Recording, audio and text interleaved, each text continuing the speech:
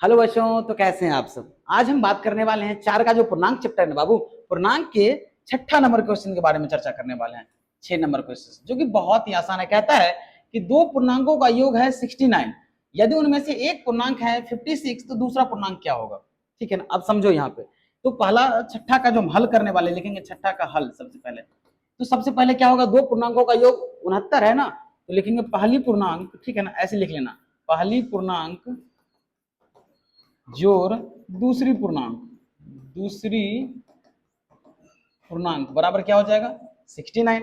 अब बात करते हैं कि इसमें से एक पूर्णांक है 56, एक पूर्णांक 56 होगा तो दूसरी पूर्णांक, ठीक है ना, तो दूसरी एक पूर्णांक 56 तो 56 दे दिए प्लस दूसरी पूर्णांक लिखेंगे, दूसरी पूर्णांक बराबर क्या होगा 69। तो अब दूसरी पूर्णांक बराबर क्या होगा, यानी कि दूसरी पूर्णांक बराबर हो जाएगा 69, ये प्लस का तो उधर जाके माइनस का 56, तो कितना हो जाएगा 9 में से 6 गया तो 3 और 6 में से 5 गया तो 1, यानी कि 13।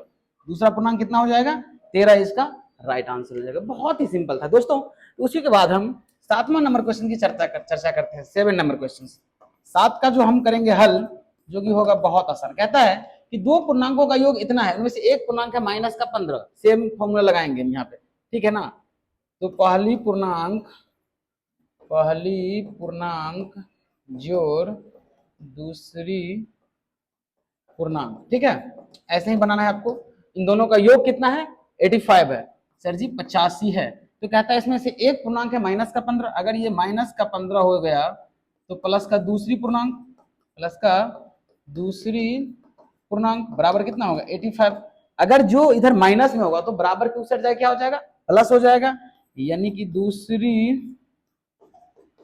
पूर्णांक बराबर क्या होगा 85, ये माइनस का इधर जाके प्लस का 15, तो 5 यानी कि कितना हो जाएगा 90 या 10 100, यानी इसका जो आंसर हो जाएगा दूसरा पूर्णांक हो जाएगा वो 100 हो जाएगा। कितना हो गया, इसका आंसर 100 हो गया। समझ में आया।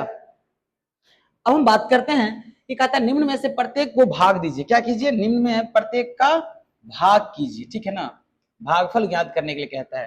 देखो इसे थोड़ा सा हम क्या करते हैं साइड में ले चलते पहले। तो हम बात करते हैं 8 नंबर क्वेश्चन की। तो 8 नंबर क्वेश्चन में हम पहला भाग को देखने वाले हैं। कहता है कि 30 भागा 2, अगर आप 30 को 2 से भाग करते हो और कहता है कि भागफल, क्या पूछता है भागफल लिखने के लिए, ठीक है ना। तो 30 को 2 से भाग करेंगे तो 15 दूनी 30, यानी इसका आंसर कितना हो जाएगा सर जी 15 हो जाएगा। कितना हो गया, इसका आंसर 15 हो जाएगा। अब हम बात करते हैं दूसरा कह रहा है कि 40 भागा माइनस का 4। देखो इसका भागा का मतलब ये क्या होता है, बट्टा होता है।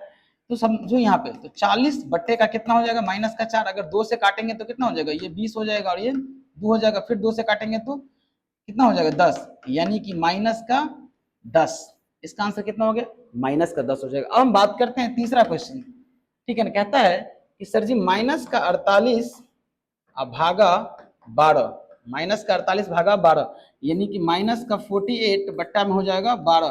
तो 12 को हम 4 से काट सकते हैं, तो 12 चौक 48, यानी माइनस का कितना 4। देखो बाबू कितना आसान आसान क्वेश्चन है। उसी के साथ हम देखते हैं चौथा क्वेश्चन में।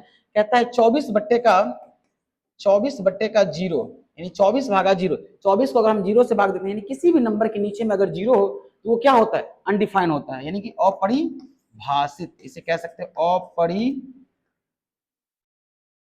अपरिभाषित। इस बात को हमेशा याद रखना, क्या होगा अपरिभाषित हो जाएगा। अब हम बात करते हैं, चौथा हो गया, पांचवा की बात करते हैं।